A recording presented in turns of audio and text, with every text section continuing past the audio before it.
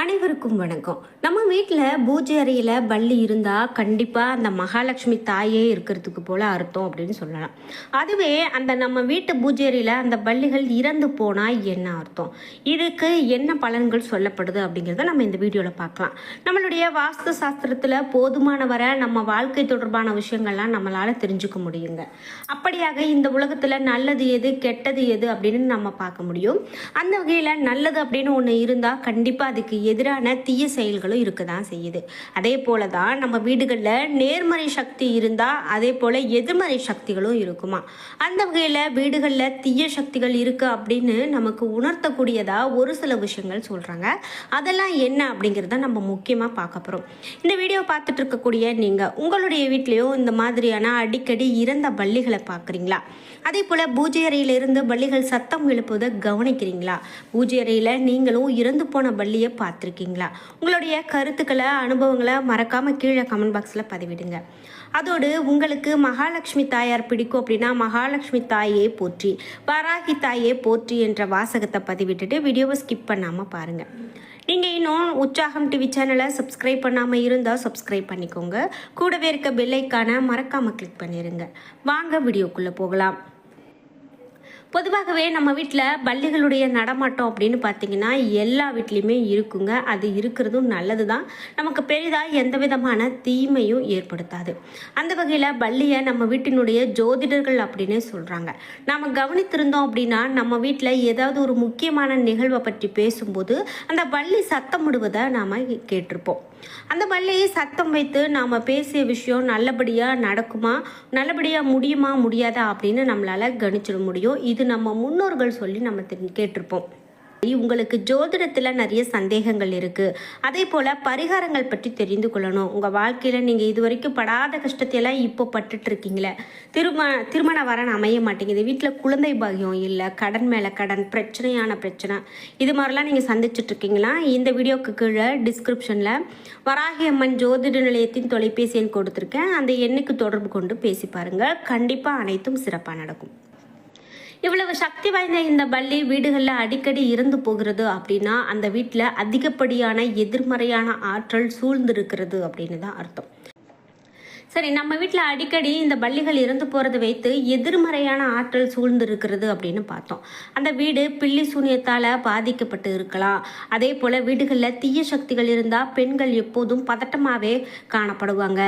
அதே போல் நம்ம கையாளக்கூடிய பொருட்கள் அடிக்கடி கீழே விழுந்துட்டு உடஞ்சிட்டே இருக்கிறது, இது எல்லாமே நம்மளால் பார்க்க முடியுது.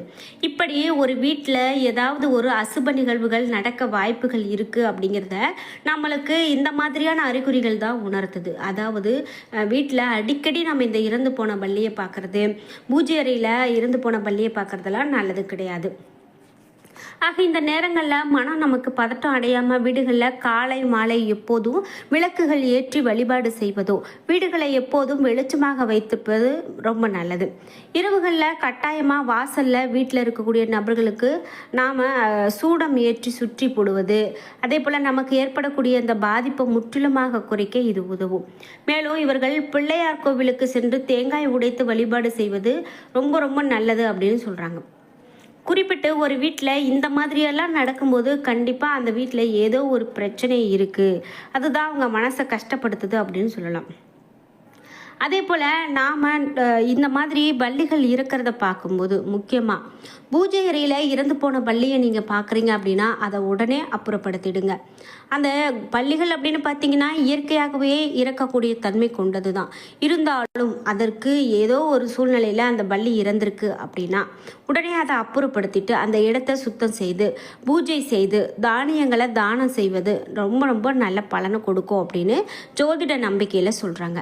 பல்லி லக்ஷ்மியினுடைய வடிவமாக கருதப்படுவதால் அதனுடைய இறப்பு சிலருக்கு துரதிர்ஷ்டத்தை கொண்டு வரலாம். எனவே அதை சடங்கு ரீதியாக நீக்கி நன்மையை வரவழைக்க வேண்டும் அப்படின்னு சொல்கிறாங்க.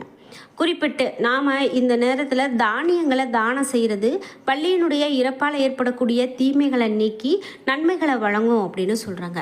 அதனால் இந்த மாதிரியான பள்ளிகள் இருந்ததை பார்த்தீங்க அப்படின்னா இப்படி தானியங்களை தானம் செய்கிறது ரொம்ப நல்லது. பள்ளி வீட்டில் லக்ஷ்மி தேவியினுடைய வடிவமாக கருதப்படுறதால வீட்டில் பள்ளி இருக்கிறது செல்வம் மற்றும் மகிழ்ச்சியை கொண்டு வரக்கூடியது அப்படின்னு நம்பப்படுது. ஆனால் பள்ளி அறை அந்த பூஜை அறையில் பள்ளி இறந்து போனால் அது ஒரு கெட்ட சகுனமாகவே பார்க்குறாங்க. உடனடியாக அதை நீக்கி பூஜை செய்து தீமைகளை தவிர்க்கிறது ரொம்பவே நல்லது அப்படின்னு சொல்லலாம். இந்த மாதிரி ஒவ்வொருவருக்கும் ஒவ்வொரு அனுபவம் இருக்குங்க. நீங்களும் உங்கள் வீட்டில் இப்படி இறந்து போன பள்ளியை பார்த்துருக்கீங்க அப்படின்னா மறக்காமல் உங்களுடைய கருத்துக்களை கமெண்ட் பாக்ஸில் பதிவிடுங்க. மேலும் இறந்து போன பள்ளி அப்படிங்கிறது நமக்கு பெரும் கஷ்டத்தை ஏற்படுத்தாது, இருந்தாலும் அது ஒரு நேர்மறையான ஆற்றலை கொடுக்கக்கூடியது அப்படின்னு கருதப்படுறதால பள்ளிகள் இறந்தது அப்படின்னா கண்டிப்பாக நீங்கள் அந்த கடவுளை நினைத்து அந்த மகாலட்சுமி தாயை நினைத்து வேண்டிக் கொள்ளுங்க. அதாவது உங்களுக்கு இது மாதிரி பிரச்சனை இனிமேல் வரக்கூடாது, இந்த அறிகுறி எங்களுக்கு பிரச்சனையை காட்டக்கூடாது அப்படிங்கிறத நீங்கள் தெரிஞ்சுக்கோங்க. சில மாநிலங்களில் புதிய வீட்டினுடைய வாஸ்து பூஜையில் பள்ளி வெள்ளி சிலைகளை வைக்கிறது கூட நம்ம பார்த்துருப்போம். அப்படி பள்ளி அப்படின்னு பார்த்தீங்கன்னா ஒரு மிகப்பெரும் ஒரு சகுனத்தின் அறிகுறியாக, அதாவது கடவுளனுடைய ஒரு சொல்லக்கூடிய ஜோதிடராகவே சொல்கிறாங்க. ஓரிரு பள்ளியாவது நம்ம வீடுகளில் இருக்கணும், அதுதான் நல்லதுன்னு சொல்கிறாங்க. சில பேர் பள்ளியை துரத்துறதுக்கான சில மருந்து அது இதுன்னு என்னென்னமோ சொல்லுவாங்க. ஆனால் அது சுத்தமாக துரத்திட்டோம் அப்படின்னா அது வீடே கிடையாது அப்படின்னு சொல்கிறாங்க. நிச்சயமாக ஓரிரு பள்ளியாவது நம்ம வீட்டில் இருக்கணும், அப்போ தான் அந்த வீட்டில் எந்த பிரச்சனையும் இல்லை அப்படின்னு அர்த்தம். அதே போல் அமானுஷ்யமான சக்திகள் இருக்கக்கூடிய இடத்துல பள்ளி நடமாடாது அப்படின்னு ஒரு நம்பிக்கையாகவே சொல்கிறாங்க. அதாவது ஒரு கெட்ட சக்தி துர்சக்தி அப்படின்னு சொல்லக்கூடிய விஷயமெல்லாம் இருந்ததுன்னா அந்த வீட்டில் அந்த தெய்வத்தினுடைய நடமாட்டம் இல்லை அப்படின்னு அர்த்தம். உங்களுடைய வீட்டில் பள்ளி இருக்கிறது அப்படின்னா அதை அப்படியே விட்டுடுங்க. உணவுப் பொருட்களில் மட்டும் அது விழாமல் ஜாக்கிரதையாக பார்த்துக்கோங்க. மற்றபடி இருக்கக்கூடிய பள்ளியை அடித்து கொன்று வெளியில் தூக்கி போடுறது இதெல்லாம் செஞ்சிங்கன்னா ரொம்ப பாவம் அப்படின்னு கூட சொல்கிறாங்க. சில பேர் வீட்டில் பீரோவுக்கு அடியில் பூஜை அறையில் சாமி படத்துக்கு பின்னாலெல்லாம் பள்ளி இருக்கும், ஆனால் அது சத்தம் எழுப்பாமல் இருக்கும். இப்படி நம்ம வீட்டில் பள்ளி இருந்து அது சத்தம் எழுப்பலை அப்படின்னா என்ன செய்யலாம்?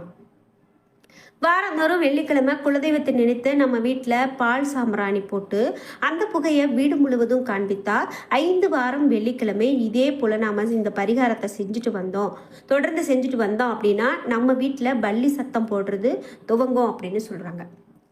ஒரு பாசிட்டிவான எனர்ஜி கிடைக்கும் அப்படின்னு சொல்கிறாங்க. குலதெய்வத்தினுடைய ஆசையும் நம்ம வீட்டுக்கு கிடைக்கும். அதே போல் நீங்கள் சில நல்லது கெட்டதை சிந்திக்கும் போது சில முடிவுகளை எடுக்கிறதுல தடுமாறும் போது வள்ளி சத்தம் போடும். அப்போது நம்ம அறியாமல் நமக்கு ஒரு பாசிட்டிவ் எனர்ஜி வரும். இந்த வேலையை நம்ம செய்தால் சரியாக வரும் அப்படின்னு ஒரு தீர்மானம் கூட எடுப்போம். அதே போல் இப்படி பள்ளியினுடைய சத்தம் நமக்கு நன்மையைத்தான் கொடுக்கும் அப்படிங்கிறது நம்ம நம்பணும்.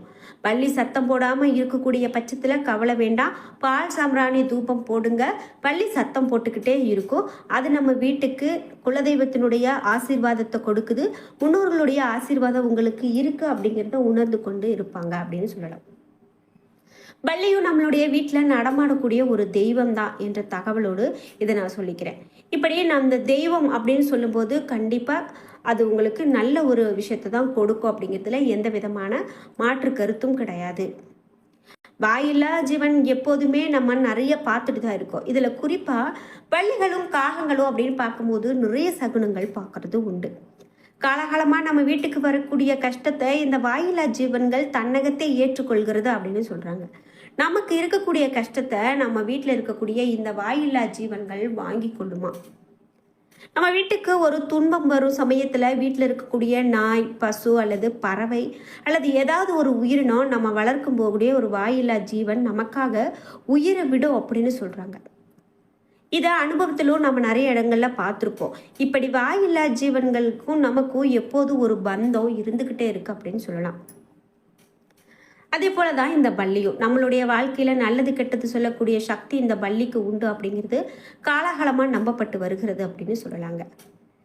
என்ன நண்பர்களே, இன்னைக்கு வீடியோவில் நம்ம வீட்டில் பள்ளி இருக்கிறத பற்றி நம்ம நிறைய வீடியோக்களில் பார்த்துருக்கோம். குறிப்பாக பூஜை அறையில் இப்படி பள்ளிகள் இருக்கிறதால என்ன மாதிரியான பலன்கள்லாம் சொல்லப்படுது அப்படின்னு பார்த்து தெரிஞ்சுக்கிட்டோம். இந்த வீடியோ கண்டிப்பாக உங்களுக்கு ரொம்ப பயனுள்ளதாக இருந்திருக்கும். வீடியோ உங்களுக்கு பிடிச்சிருந்தா லைக் பண்ணுங்கள், ஷேர் பண்ணுங்கள், கமெண்ட் பண்ணுங்கள். நீங்கள் இன்னும் உற்சாகம் டிவி சேனலை சப்ஸ்கிரைப் பண்ணாமல் இருந்தால் சப்ஸ்கிரைப் பண்ணிக்கோங்க. கூடவே இருக்க பெல்லைக்கான மறக்காமல் கிளிக் பண்ணிடுங்க. அப்போ தான் நாங்கள் போடுற இது போன்ற வீடியோக்கள் எல்லாம் உங்களுக்கு உடனுக்குடன் நோட்டிஃபிகேஷனாக வந்து சேரும். உங்களுக்கு மேலும் சந்தேகங்கள் இருக்குது அப்படின்னா ஆன்மீகம் சம்பந்தமான தகவல்களை இந்த வீடியோக்கு கீழே கமெண்ட் பாக்ஸில் பதிவிடுங்க. மேலும் வராகி அம்மன் ஜோதிட நிலையத்தை தொடர்பு கொண்டு பேசுங்க. உங்களுடைய வாழ்க்கையில் இருக்கக்கூடிய எல்லா பிரச்சனைகளுக்கும் சரியான தீர்வு கிடைக்கும். நன்றி வியூவர்ஸ்.